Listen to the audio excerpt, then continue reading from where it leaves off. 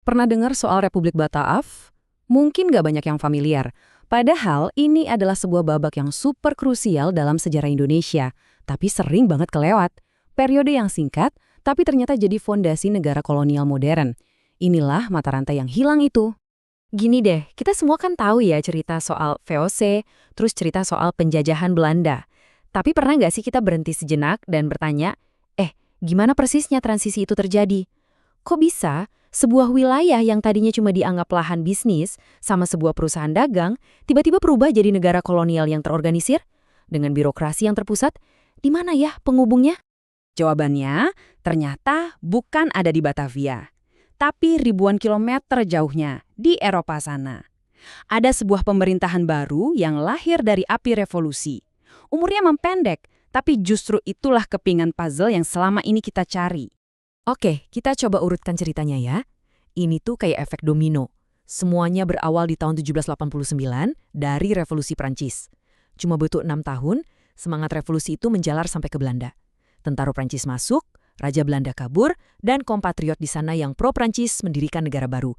Namanya Republik Bataaf. Nah, ideologi mereka ini radikal banget pada masanya. Terinspirasi dari revolusi, mereka benci banget sama dua hal. Feodalisme dan monopoli dagang. Tunggu dulu, bukannya dua hal itu justru jantung dan napasnya operasi VOC di Nusantara? Betul sekali. Dari sini aja udah kelihatan, VOC bakal tabrakan langsung sama sejarah. Dan tabrakan itu kejadiannya cepat dan tegas banget. Tanggal 31 Desember 1799, Republik Bataaf bikin keputusan radikal. VOC, perusahaan yang sebetulnya udah sekarat karena korupsi dan utang, secara resmi dibubarkan. Ini benar-benar akhir dari sebuah era. Jadi, ini bukan sekedar pergantian kepemilikan ya. Ini penting banget.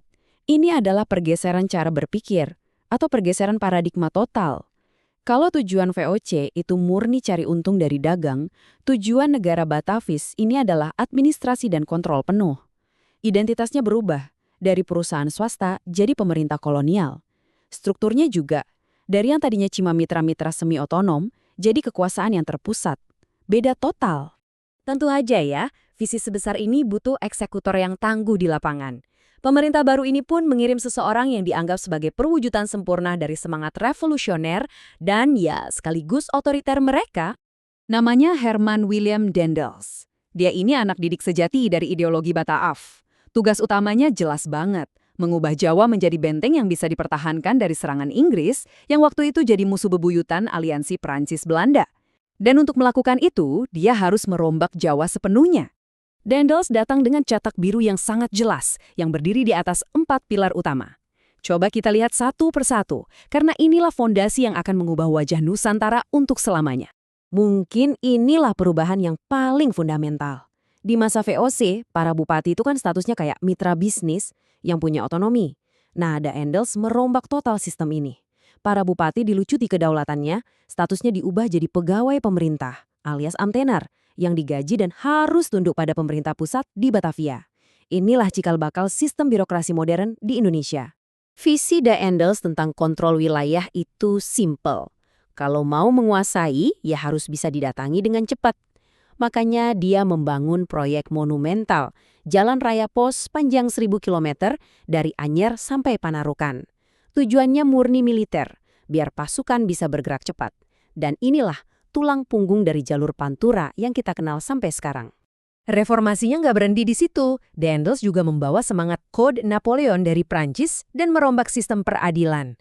Pengaruh sistem hukum kontinental Eropa daratan yang ia bawa ternyata masih sangat kental dalam sistem hukum kita di Indonesia saat ini. Tapi, ya seperti era revolusioner lainnya, periode Prancis-Belanda ini nggak bertahan lama. Tahun 1811, ancaman yang paling ditakuti Daendels akhirnya jadi kenyataan. Inggris datang dan berhasil mengambil alih kekuasaan di Jawa. Nah, sampai di sini Anda mungkin bertanya, oke, periodenya kan cuma beberapa tahun doang. Kalau sesingkat itu, kenapa jadi penting banget buat dibahas? Pertanyaan yang sangat bagus. Disinilah letak warisan abadinya. Ketika Belanda kembali mengambil alih dari Inggris di tahun 1816, mereka punya pilihan, mau balik ke sistem VOC yang kacau balau atau lanjutin sistem baru yang lebih efisien. Ternyata mereka memilih yang kedua. Mereka melanjutkan dan menyempurnakan cetak biru negara terpusat yang sudah diletakkan oleh Daendels. Jadi, poin kuncinya adalah ini. Periode Republik Batavia inilah jembatan sejarah itu. Mata rantai yang hilang yang menjelaskan transformasi Indonesia dari yang tadinya cuma sekedar pos dagang sebuah perusahaan menjadi sebuah negara kolonial yang terorganisir secara modern. Cetak biru negara terpusat ini dengan birokrasi yang kaku dari atas ke bawah, pada dasarnya kan diciptakan untuk tujuan kontrol dan eksploitasi. Nah, pertanyaan reflektif untuk kita semua adalah, seberapa banyak sih DNA pemerintahan yang usianya sudah 2 abad ini yang masih kita lihat dan kita rasakan dalam struktur tata kelola Indonesia hingga hari ini?